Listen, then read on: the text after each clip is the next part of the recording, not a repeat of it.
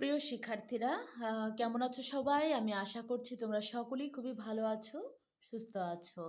তোমরা স্ক্রিনে দেখতে পাচ্ছ আমার প্রাথমিক বিজ্ঞান বইয়ের ৩য় শ্রেণীর আমরা কিছু ছক সমাধান করব। তো তোমরা খুবই ভালোভাবে খেয়াল করো এবং তোমরাও এগুলো নোট করে নেবে। তো প্রথমে আমরা সমাধান করব। আমরা ইতিমধ্যে অলরেডি অনেকগুলো পেজ আমরা সমাধান করেছি। তো আজকে আমরা সমাধান করব ২৯ পৃষ্ঠায় যে ছকটি রয়েছে, পুষ্টি উপাদানের উৎস। এই অংশের যে ছকটি রয়েছে সেই ছকটি আমরা পূরণ করে দেখাবো। তো সবাই খেয়াল করো, এখানে রয়েছে পুষ্টি উপাদান, খাবারের নাম। পুষ্টি উপাদান মানে এই যে পুষ্টির যে এতে দেখা যাচ্ছে শর্করা, আমিষ, চর্বি বা তেল, ভিটামিন ও খনিজ লবণ। এই সমস্ত ভিটামিন কোন কোন খাবারে কোন ভিটামিন রয়েছে সেটি মূলত তোমরা জানবে আজকে। তো এখানে প্রথমে দেখতে পাচ্ছি আমরা শর্করা। তো আমরা চলো জেনে নেই শর্করা কোন কোন খাবারে রয়েছে। তাহলে এটিতে রয়েছে ভাত, রুটি, আলু, ভুট্টা, ভুট্টা,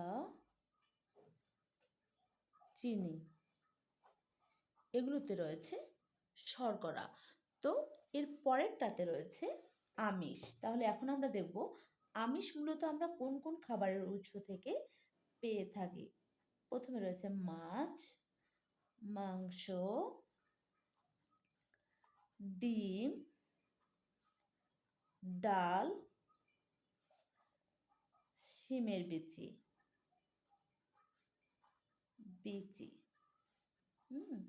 এরপর রয়েছে চর্বি বা তেল।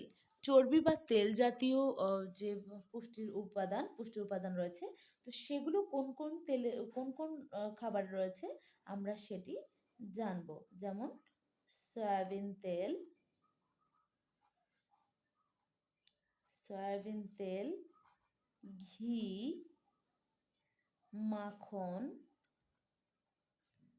বাদাম, সরিষার তেল। তো এগুলোতে আমরা পেয়ে থাকি চর্বি বা তেল জাতীয় যে উপাদান, পুষ্টি উপাদান, এগুলোতে আমরা পেয়ে থাকি। এখন রইল ভিটামিন ও খনিজ লবণ কোন কোন খাবারে আমরা পেয়ে থাকি।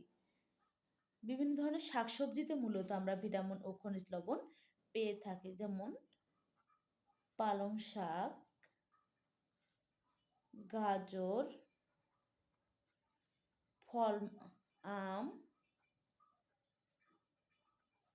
কাঁঠাল। অথবা এটা তোমরা আরেকভাবে লিখতে পারবা, অথবা যেমন, কারণ এটা হচ্ছে তোমাদের, এটা বিস্তর, এটা দিলে কোনো শেষ, এটার কোনো শেষ নেই। তো এখানে তোমরা আরেকটা দিতে পারো এক কথায় যেটা শেষ হবে। যেমন বিভিন্ন ধরনের